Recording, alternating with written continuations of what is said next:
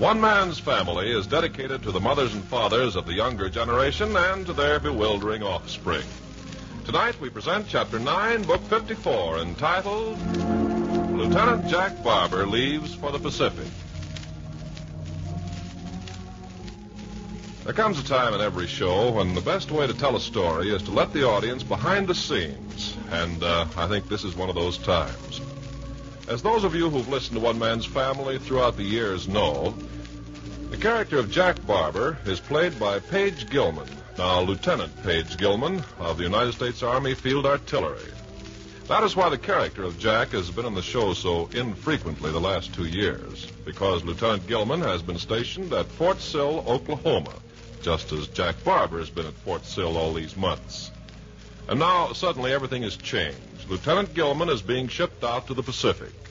He's home on leave this week, and that makes it possible for us to have the character of Jack home with the family one more time before he takes up his military duties on the other side of the world.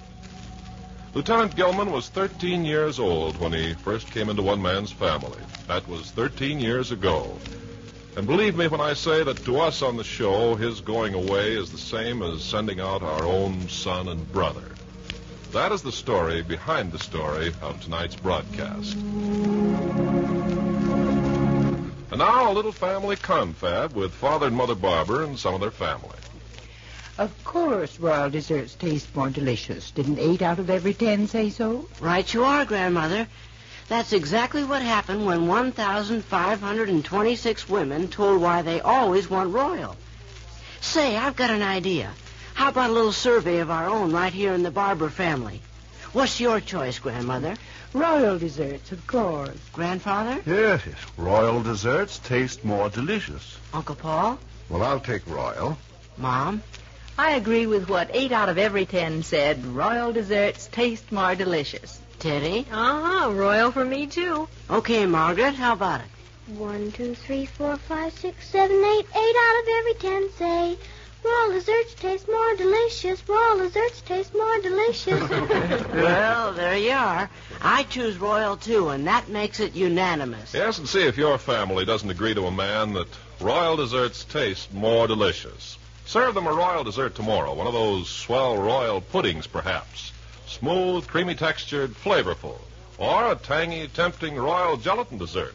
No matter what kind, what flavor, if it's royal, they'll love it.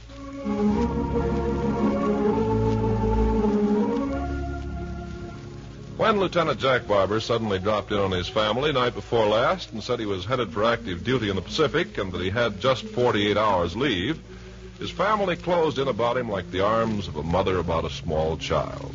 The desire to do something for him, to be something to him, to help sustain him in preparation for this new adventure was overwhelming.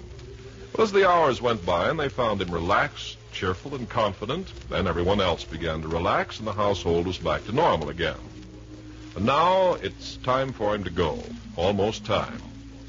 An Army Jeep is to pick him up in front of the house at 4:30. It's 4:10 now. In the last 20 minutes at home, he's trying to have a little private conversation with each member of his family. Just at the moment, he's up in his mother's sewing room with her. Oh, it's too bad Cliff and Irene couldn't get down from the Sky Ranch today. Skippy's got the influenza. Oh, sure. I said goodbye to them last night when they were here. It's okay. Where's Betty? She's in the nursery prettying up the 3 daughters. She says she wants the last glimpse of my family to be something extra special. Betty's a good wife, Jack. Yeah. A devoted wife and a good daughter-in-law. It's working out all right having her and the children here with you and Dad. It would be a very lonesome house without her. I'm glad you feel that way. Mom, about my going out to the Pacific. Yes, Jack? What's that you're doing? Just a little needlework. What you used to call fancy work?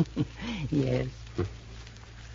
Well, what I started to say is you can be very comfortable about it because it's the thing I want to do most. Yes, I know. I'm going out to do something I know how to do, and I'm confident I can do it well. It's cost the government between $20,000 and $25,000 to educate me to do this job. Out of sheer desire to prove that I'm now capable of functioning as I've been trained, I want to go. Yes, my dear? Maybe you think it's reckless and unthinking to look at it that way. Maybe you think I'm not considering Betty and the children enough. No, Jack, I don't think that. Oh, I rather expected that you would. No, son. Because if you didn't feel the way you do, who would there be to fight the war? If young men your age didn't have that outlook, this nation would be in a sorry fix today. Mom, you're amazing. Am I? You know what's funny? You were the one I rather dreaded to talk with alone. I understand, my dear. Mother's getting old. Mother hasn't very good control of her emotions anymore. Mother will cling to me and cry, and I won't be able to stand it. Oh, you're wonderful, Mom. You'll be gone a year, 2 years, maybe even 3 years. Yes. Your father and I won't be getting any younger. But you'll be here when I get back. I hope so. You will. All of you. I want everything just as it is when I come back. We'll try to keep it that way. Now, hadn't you better go talk to your father? See what time it is. Yeah, I suspect I had. Don't get up. Just put your face up here. Oh, Mother. Mother, you mustn't.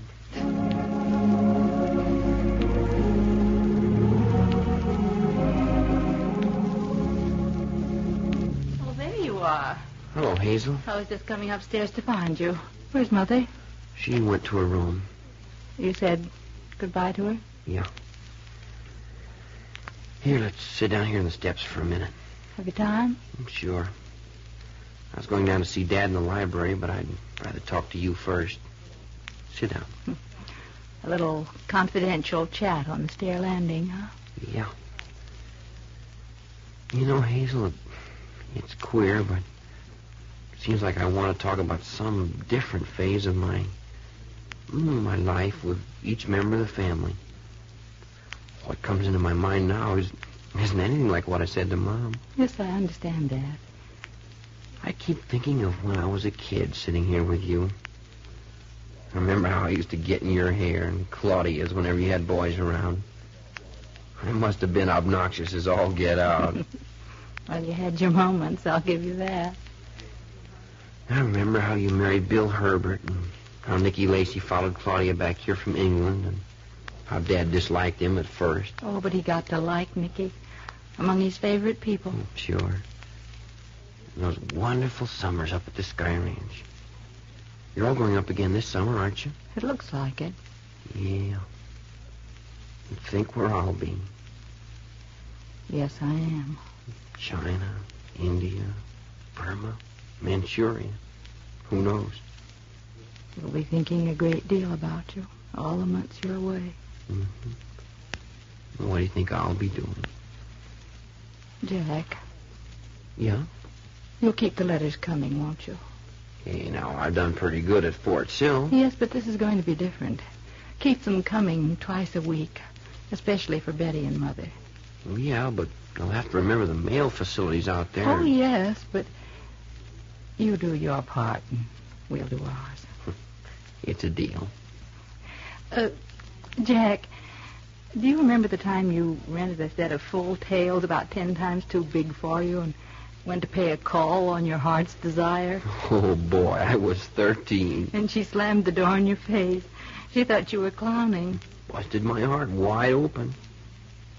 Hey, you know something? What? Put things like that in your letters. They help. Recollections of our family life? Yeah. Things like that in a letter, they get a fellow's train of thoughts to working. Take his mind off what's happening at the moment. It's a good idea. I'll do it. Well, time's getting short. Of course it is. I've kept you longer than I meant. Oh, no. Just that I still got to see Dad and Paul and Teddy and want to get back up to Betty before the Jeep gives me the beep. Naturally. Here, give me a hand. Oh, you go ahead. I'll go up and talk to Mother a little. Hey, how about a kiss? Of course. A girl's very proud and happy to have a brother like you, Jack, dear. See you after Tokyo. Yep. Go on now. Yeah. After Tokyo. is that you, Jack? Yeah, I've just been saying goodbye to Mom and Hazel. So soon? Yep. They'll be dropping by for me in about 15 minutes. So seldom you're with us, so soon you'll go. Dad, you know I'm going to get a great pleasure out of 2 mental pictures of you. Huh? One of them sitting here in that big chair before the fire. Yeah. The other's of you out in the garden on your knees. Yeah. Typical, I expect. Yeah. Huh? Nothing. Yeah. Well, what's the matter here, anyway? The minutes are slipping by, and we're not saying anything to each other. Funny, too, because I was just full of things I wanted to talk to you about. Now I can't remember any of them. Stage fright. That's what's the matter with us. Stage fright. Our moment is here, and we're tongue-tied. Well, it is a pretty big thing to try to put into words all the love and affection and appreciation a son has for his father. Huh? You feel that way? Dad, I never appreciated the kind of a home you created for us here in Seacliff until I got out into the Army and had a look at some of the rest of the world. I like hearing you say that, Jack. I'll remember those words and keep them with me. Well, they're true words. Well, then, I don't need to convert you to the idea that the family is the keystone to good government. Well, not me.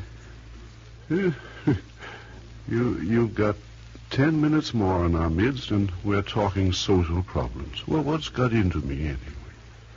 Well, maybe it's hard for us to say what's inside us. Maybe we're just talking around the bush because the real things just won't come out. Yes. Before you came in here, I was sitting here thinking about you, trying to make out what there was in your life which had brought you to this circumstance. What circumstances have arranged it so that I'm about to jump off the Western Hemisphere and land on a battlefront some 9,000 or 10,000 miles from here? Yes. I don't know, Dad. You weren't such an exceptional baby. Hey. Oh, you weren't. You gurgled and you hiccuped and you cried your full share. I'm sure there wasn't anything in your infancy which pointed out that you were to become a lieutenant in the field artillery. I wouldn't know. Well, in your boyhood and adolescence, I don't recall anything. Oh, yes, the policeman on the block brought you home by the ear a couple of times for pranks, but he did the same to the other boys. There was nothing in the little boy who said his prayers or the adolescent who suffered so much from calf love to indicate that you were going to grow into a man of war. In fact, if any boy was taught peace at any price, it was me. When Paul came back from the last war with a bad leg and shell shock, the very word war was taboo in this house. Yes, and I'm sure there was nothing in your study of law at Stanford, nor in your marriage and production of 3 daughters, which points you out as a belligerent fellow. Well, it just goes to show, Dad. You can raise a man to peace and goodwill, but if you push him around enough, he's still going to develop into a fighter. Yeah. I'm going to say goodbye to you here in the house. I don't want to see you drive away. Yeah, nobody's going out. I just can't bear to see people get into automobiles and drive out of my life. Something tears loose inside of me every time it happens. Yeah, I know. Well, I think I'll get up. Oh, I see Margaret outside. I think I'll go down in the garden with her until you're gone. Sure, if you want to. If I put my arm around you, if I touch you. Okay, Dad. I understand. God bless you, boy. God bless you. You too, Dad. Well, that's life as she's lived today, I guess. Hey, you in here by yourself? Oh, no, Teddy. I thought you were here with Father Barbour. Oh, he just said goodbye. He's gone down into the garden. Oh. I was going to tiptoe by and not bother, and then I saw you standing here alone. You know something, Teddy? What? You've got to be one of the best doggone-looking girls I know. Oh. You think I'm kidding? I mean it. I'll bet you're number one priority with the boys in the hospital, even in white stockings. So the Army's giving you a way with the girls, is that it? I've always had a way with the one girl I care about. Betty? Who else? She said she wasn't going outside to see you leave. No, I'm going to say goodbye to her upstairs in her room. That's the easiest and the best. Saving her for last. Naturally. Well, Teddy, what do you ever hear of Wayne Grubb and Tracy Baker? Well, you knew that Tracy was flying a P-38 and was shot down in the African campaign. He was in the hospital for a little, and then he went to flying a bomber over Germany. Not a scratch, huh? Mm-mm. And the last letter said he was being transferred to the Pacific Theater. Tracy turned out to be quite a lad. Is he still in love with you? Oh, we write regularly, but they aren't those kind of letters. And Wayne Grubb? Wayne's kind of gone out of my life. Oh, I hear maybe once every 3 months. He's in supply. The last letter said he might get to Manila. And I might see him over there. Uh-huh. Why do you say it like that? I don't know. I was just thinking. I suppose they wouldn't be taking you if they didn't need you. I doubt it. Why? I guess I keep thinking of things from a nurse's point of view. Oh, yeah. You've got a wonderful physique. You've got a lot to live for when you come back. In other words, take care of myself? Well, it's silly because, like everyone else, you'll do what's required of you. But don't be careless. You'd be surprised what percentage of soldiers are in that hospital out there because they didn't do all they could to protect themselves. Oh, I've been trained for that. So were they. But some of them relaxed or forgot or just didn't give a hoot. Look at them now. And it wasn't necessary at all. Yeah. So that's what I mean when I say take care of yourself. Go out and give them all you've got, but play them close to your chest.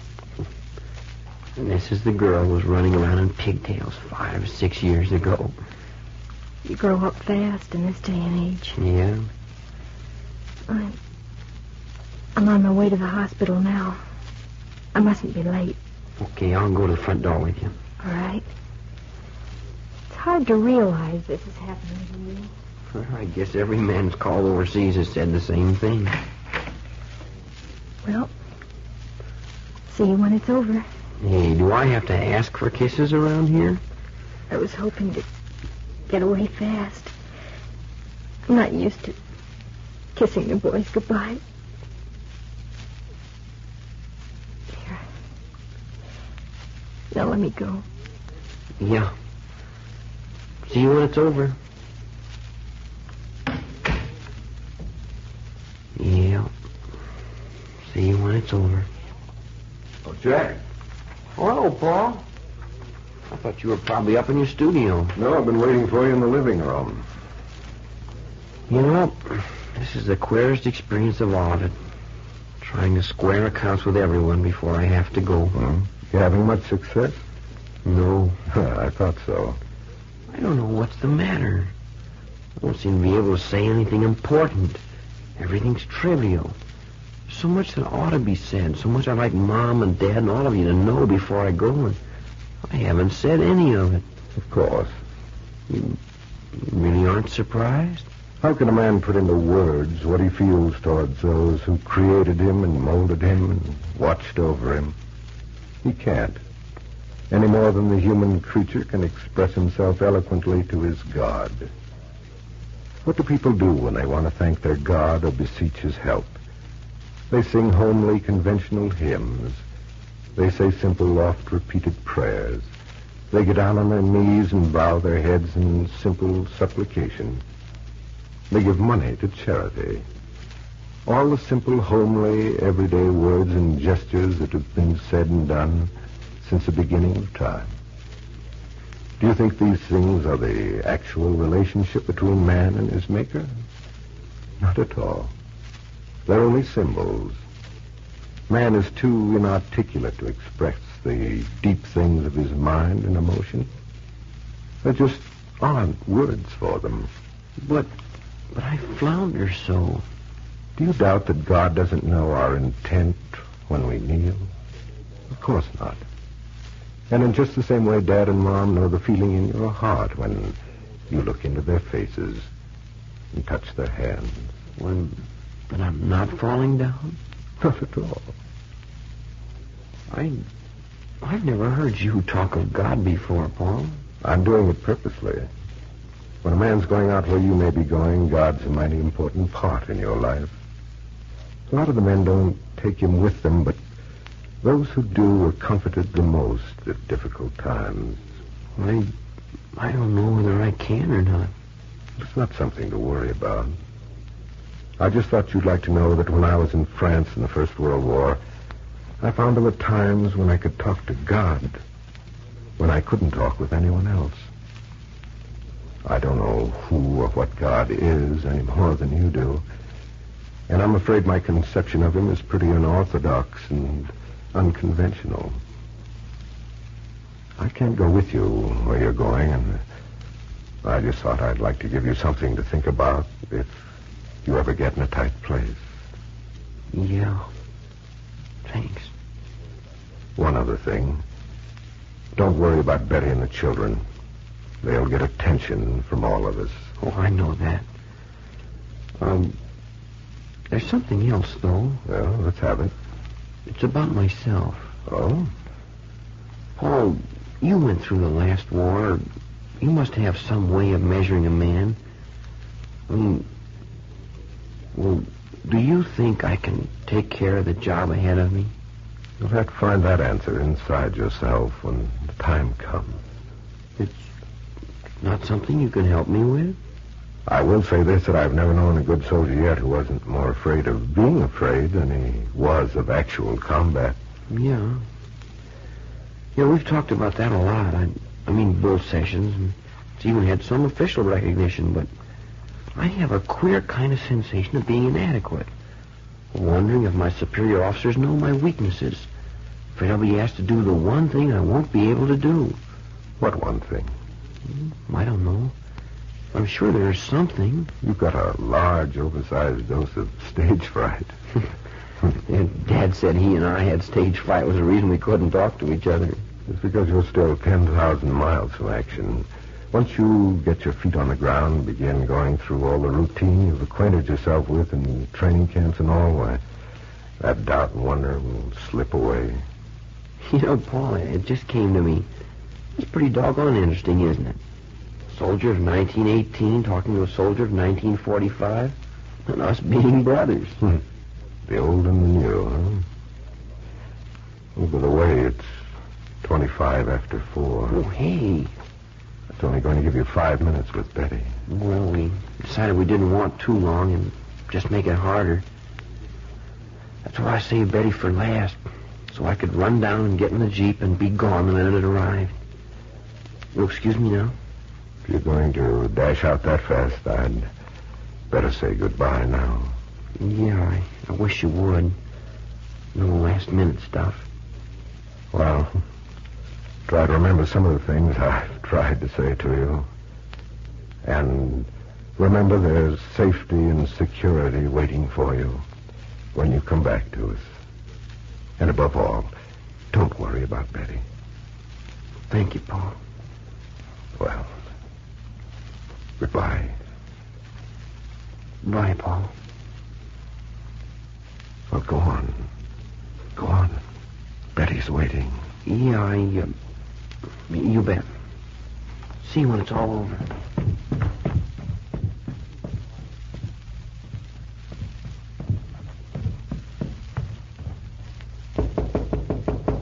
Hello? It's me, Betty. Is it time? Is it time yet? Oh, Betty, you're beautiful. You like it? I didn't know you had a dress like that. What have you done to your hair? Well, I dolled the infant daughters all up, and then I thought maybe you'd like to see me looking beautiful, too. Just a minute while I close the door. Now, come here and get yourself kissed. Oh, yes.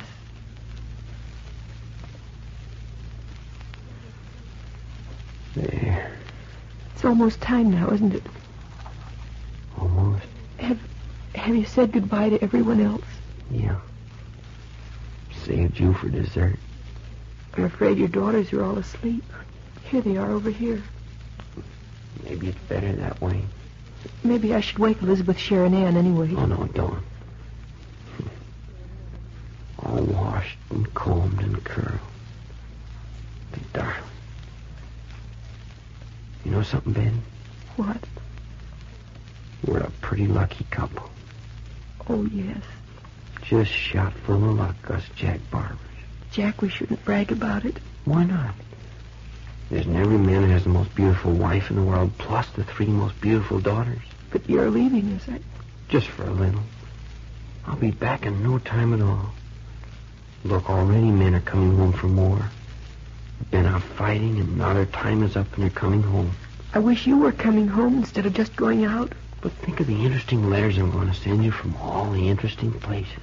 Is that going to be as good as somebody to lie close to? Somebody to put his arm around me? Is that as good?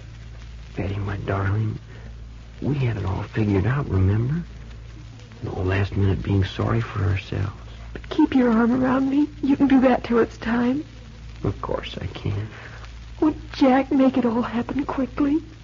Make it so that you can come back for always and I can feel complete and whole again. Not just half a thing getting along. As quickly as I can, Betty. And then we'll live like a real American family should live again. I'll cook your breakfast in the morning and you'll read the paper and go down to your law office and I'll have the whole day to teach our children our way of life and have the house ready for your homecoming.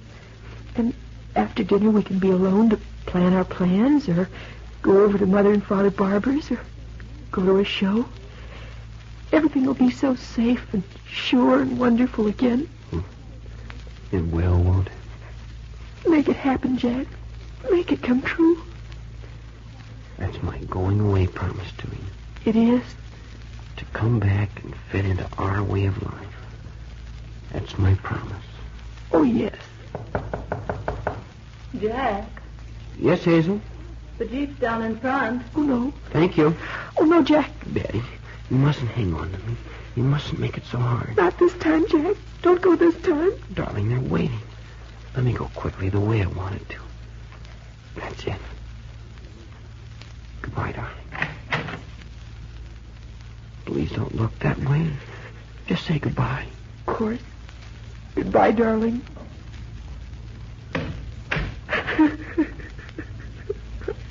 I wish I'd been braver. I wish I'd been braver.